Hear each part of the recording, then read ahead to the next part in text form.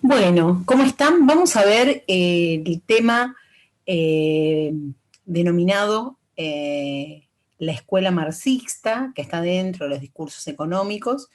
Y bueno, voy a detenerme a explicar los temas principales de los aportes de Marx. ¿M? Voy a apagar la cámara para que podamos tener fluidez en la grabación y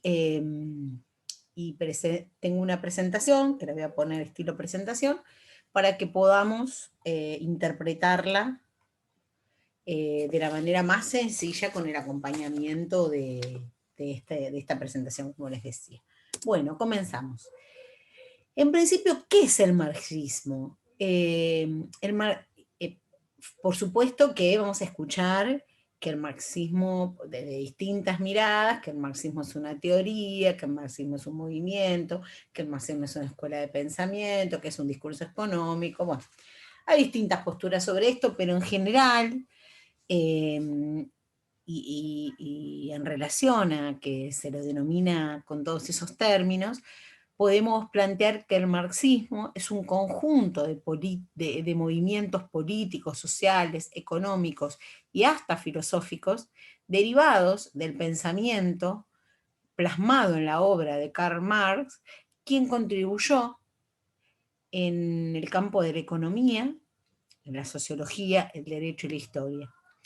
Este movimiento también suele denominarse como socialismo científico, ¿no? Cuando no lo estudiamos desde la economía y si lo estudiamos desde otra disciplina, suelen denominarlo socialismo científico.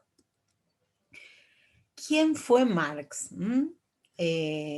Karl Marx fue un filósofo eh, intelectual y militante. Era de origen judío, nació en 1818 y falleció en 1883.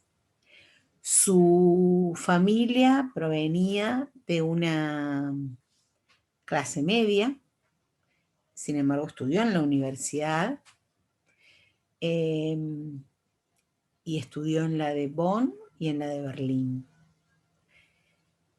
Las teorías de Marx se encaminan, se desarrollan, se concentran inicialmente en el estudio de la sociedad en relación a la economía y a la política,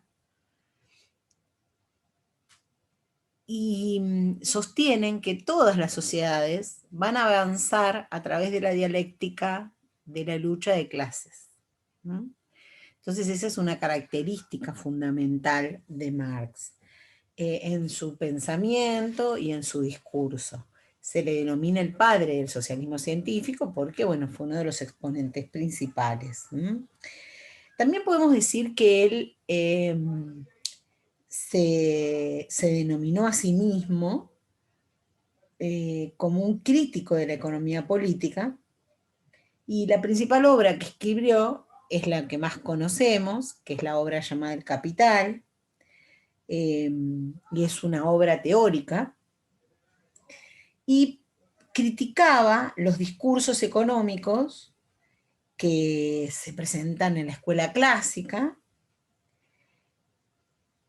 y esta escuela y este pensamiento marxista fue o se constituye como la crítica del orden capitalista, específicamente del modo de producción, de la forma capitalista de organización de la producción, de la distribución y del consumo. O sea, en realidad Marx presenta una crítica teórica, una crítica en el discurso, pero de alguna manera también critica la realidad imperante en su momento histórico. Este esfuerzo que plantea Marx de poder pararse en esa realidad lo ubica como continuador del pensamiento clásico, pero también, por supuesto, presenta una ruptura con ese pensamiento porque cuestiona fuertemente las debilidades que tiene el pensamiento clásico y los expone, ¿sí? Por ejemplo, cuestiona el concepto mismo de riqueza, que por supuesto era uno de los problemas claves en la economía política, en la economía clásica. Y Marx en ese punto tiene un fuerte posicionamiento diferente. Bueno, antes de seguir con la teoría, tenemos que decir que también dentro de esta corriente ubicamos a Engels. Fue filósofo y revolucionario alemán también, fue amigo y colaborador de Marx, y por supuesto coautor de muchas de las obras fundamentales de esta corriente, que hicieron o dieron origen al nacimiento de los movimientos socialistas, comunistas y también sindicales. Algunos de los textos que escribieron están allí presentes. Aquí en la presentación se los dejo esbozados. El origen del marxismo está vinculado a, a un momento histórico, ¿no? Surgió como una necesidad histórica, porque surge en la consolidación del capitalismo y para mostrar de alguna manera las fallas que este orden estaba demostrando. Entonces, al surgir y consolidarse el capitalismo, se va fortaleciendo el proletariado y en este proceso se crean las condiciones para que este pensamiento marxista aparezca.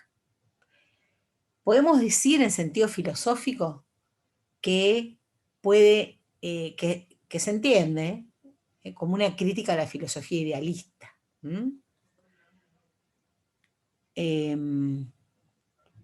Porque determina que las clases sociales no son clases idílicas o son clases teóricas, sino que están definidas claramente esas clases sociales en orden a las relaciones de producción.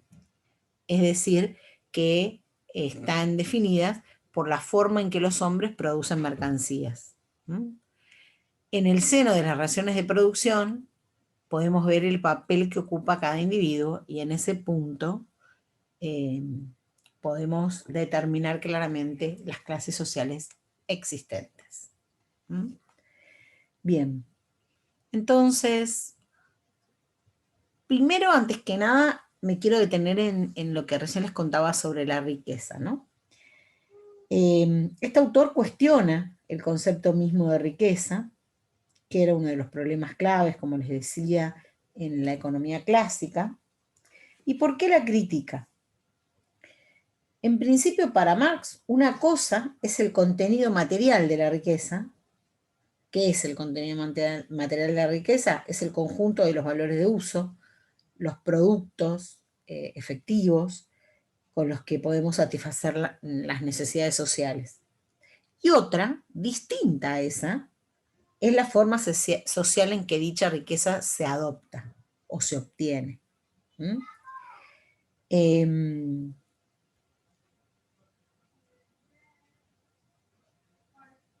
Por eso, él sostiene que en la sociedad capitalista la riqueza adopta la forma de valor de cambio, que en principio, por supuesto, está relacionado con el dinero. Y en principio eso no tiene nada que ver, o sea, el dinero en sí mismo no tiene nada que ver con las necesidades de los individuos, ya que no puede satisfacerlas de manera directa, ninguna de ellas. Por supuesto que sí puede hacerlo de manera mediata, dice él, ¿no? Después podemos, con ese dinero, acceder a bienes que puedan permitirnos satisfacer nuestras necesidades.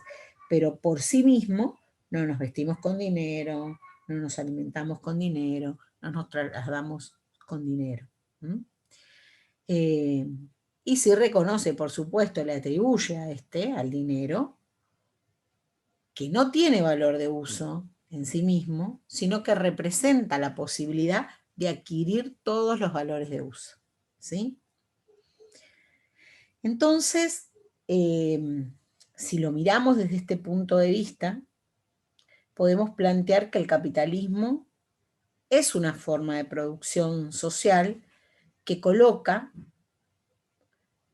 como objeto al valor de cambio, o sea, al dinero, y no a la satisfacción inmediata de las necesidades humanas. Entonces, de esto se deriva que las personas van a producir no con el objetivo inmediato de satisfacer unas necesidades, sino con el objetivo expreso, explícito, de ganar dinero, de incrementar sus valores de cambio.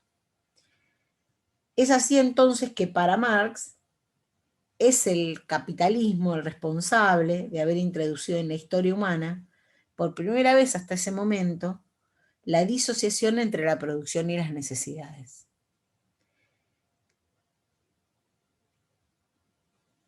Las necesidades van a estar satisfechas siempre y cuando impliquen para quien produce esas mercancías una posibilidad de ganancia, un incremento de su dinero y de sus valores de cambio.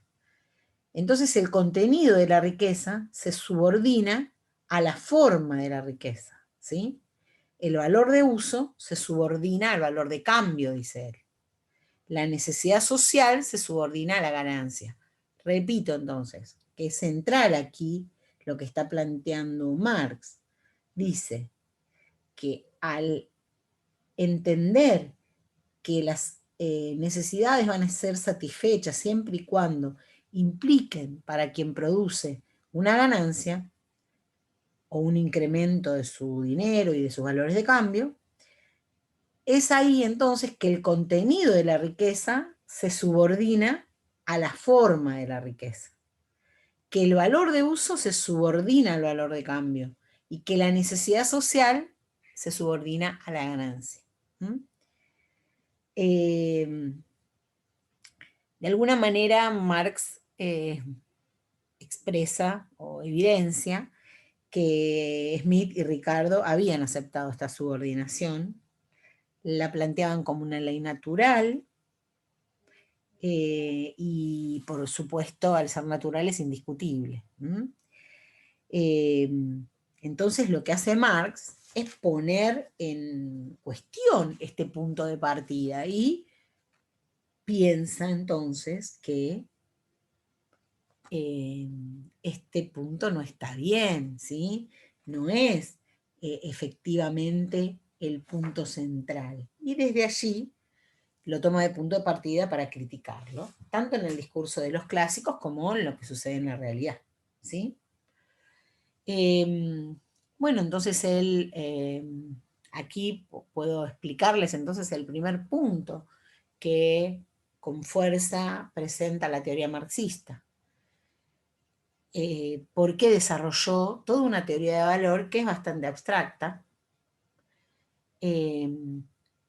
y que considera que el sistema de producción industrializado, llamado capitalismo, ha llegado a ser una mercancía.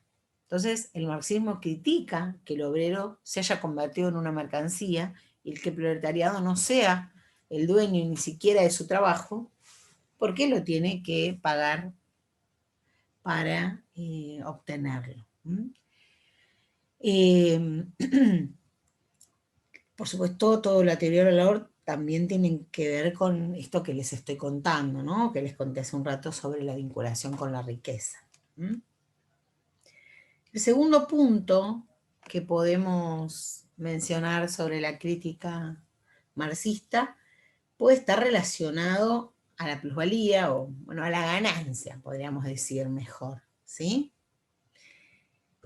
Y este punto crítico está representado o fundamentado en relación al pensamiento clásico, en donde la ganancia o el origen de la ganancia, es la fuente originaria del valor y del plusvalor. Marx va a definir al trabajo humano como una sustancia de valor, de manera similar a como lo habría presentado Ricardo. El capitalista, para pagar el salario a los trabajadores que contrata, va a comprar una cantidad fija y determinada, ese es el nivel de salario, y una magnitud elástica y variable, que es la capacidad de trabajar. Entonces compra, por un lado, una magnitud fija y determinada, y una magnitud elástica y variable. Lo que el capitalista compra entonces es trabajo vivo, trabajo, capacidad de trabajo, energía vital, sustancia, ¿no? Está comprando eso. Y esa energía vital es la que crea valor. Y sobre todo, tiene una característica esencial, que es que tiene la posibilidad de producir más valor del que inicialmente pagué como salario, o se pagó como salario. Porque durante la jornada de trabajo, el trabajador crea el valor que se paga como salario y además crea lo que Marx llama plusvalor, que es un valor adicional del cual se apropia el capitalista en este proceso de producción. Esto le permite a Marx señalar que el capitalismo es el sistema de explotación de la fuerza de trabajo por el capital. Si nosotros hacemos una relación entre la crítica que se le hace al concepto de riqueza con la crítica al origen de la ganancia, nos vamos a encontrar que el capitalismo es un sistema universal de producción basado en la riqueza, para lo cual se necesita sostenerse en la explotación de la fuerza de trabajo por el capital. Entonces, para Marx, la economía capitalista va a ser una forma, una manera histórica y transitoria, no es eterna y no es natural,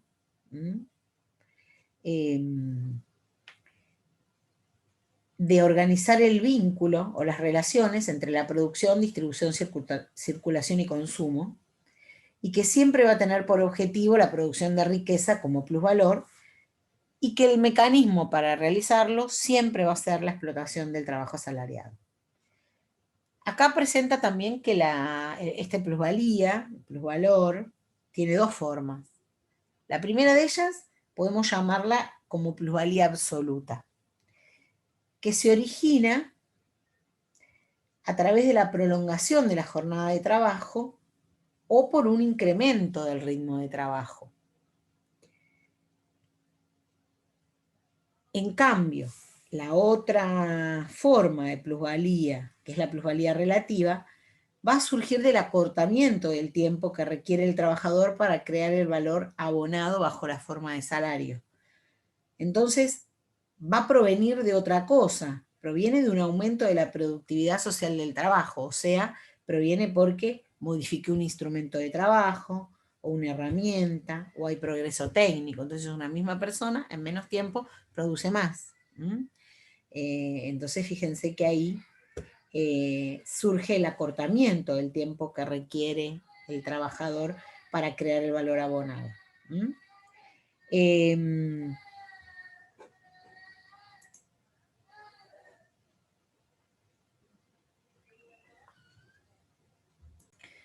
De aquí surge entonces que sea normal o se deduzca este pensamiento que ante los cambios de la productividad del trabajo,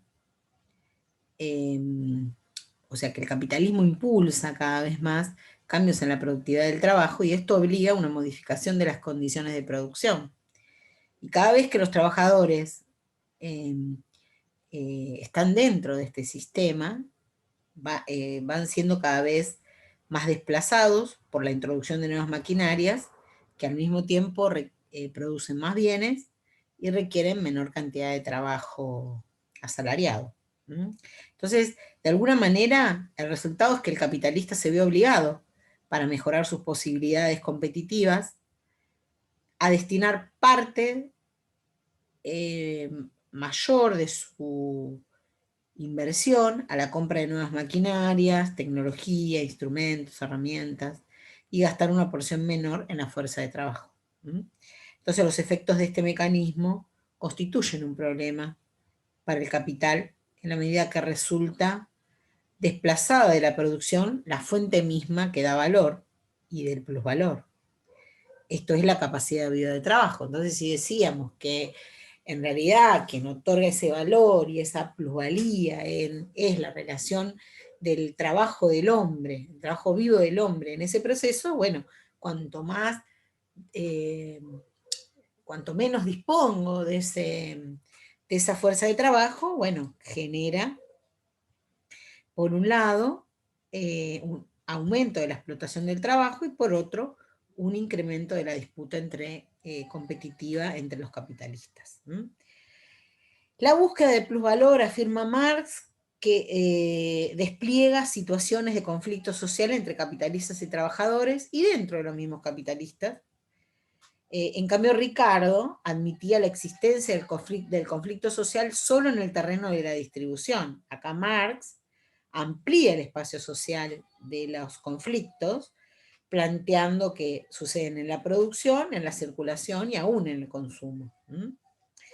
En este punto, Marx aquí plantea que hay crisis, y que esas crisis no son solo posibles, sino que son propias o inherentes al funcionamiento del capitalismo. Porque en dichos momentos se paraliza la producción, cierran las fábricas, aumenta el desempleo, va a disminuir el consumo total de la sociedad, cae la inversión, se reducen las posibilidades de ganancia, las fábricas, las tierras en que se cultivan los trabajadores, es decir, los requisitos materiales para producir valores de uso y satisfacer necesidades, siguen existiendo, así como existían antes, pero no se los usa porque no garantizan la rentabilidad suficiente, no son útiles para producir ganancias, por lo tanto quedan excluidos. Este es el problema central. No solo la necesidad social entonces se subordina a la ganancia, sino que la existencia de cada una de estas personas queda sometida a la decisión del capital. La producción se detiene no donde las necesidades son satisfechas, sino donde la rentabilidad no es suficiente. Bien, por último, podemos decir que la tercera gran crítica está vinculada a la concentración de los capitales, que podríamos también definirlo como la realidad del mercado, y por supuesto aquí voy a meter también lo que pasa en el Estado. El mercado y el Estado están también fundados en la lógica de la ganancia. En el mercado,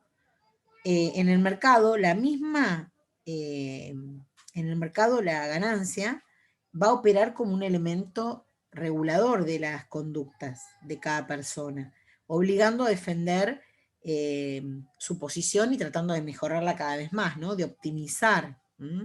Entonces el Estado va a quedar sometido, en el sistema capitalista, va a quedar sometido a garantizar esas condiciones, a que esa lógica pueda darse. Entonces el intervencionismo estatal se va a volver necesario para mantener el funcionamiento de la relación de explotación entre capitalistas y trabajadores y para controlar las disputas entre los capitalistas. Es decir que para Marx el papel del Estado se va a explicar por la necesidad de articular esas voluntades en el mercado, controlar los conflictos que van a amenazar que el sistema continúe y crezca, y va a representar siempre los intereses de los capitalistas. No percibe otra realidad.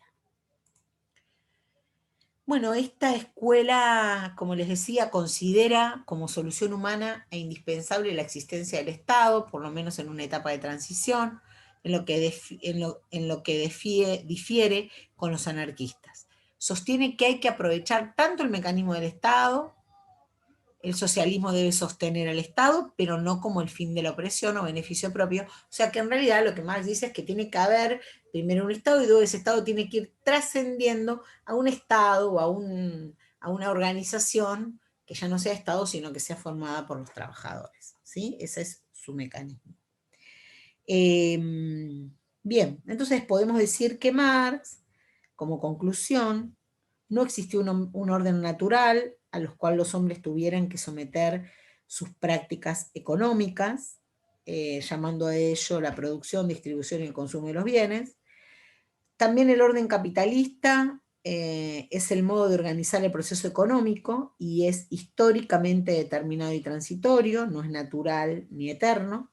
La ganancia va a ser una forma histórica de organización de lo económico y que va a poder ser modificada por los individuos que le dieron su origen y significado. Y critica la lógica de la ganancia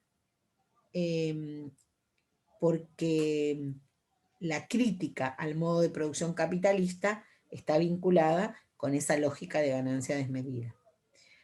Entonces, las mismas condiciones históricas y los mismos problemas económicos que sirvieron para organizar el discurso de lo que denominamos economía política clásica, posibilitaron la crítica que introduce Marx en ese esquema.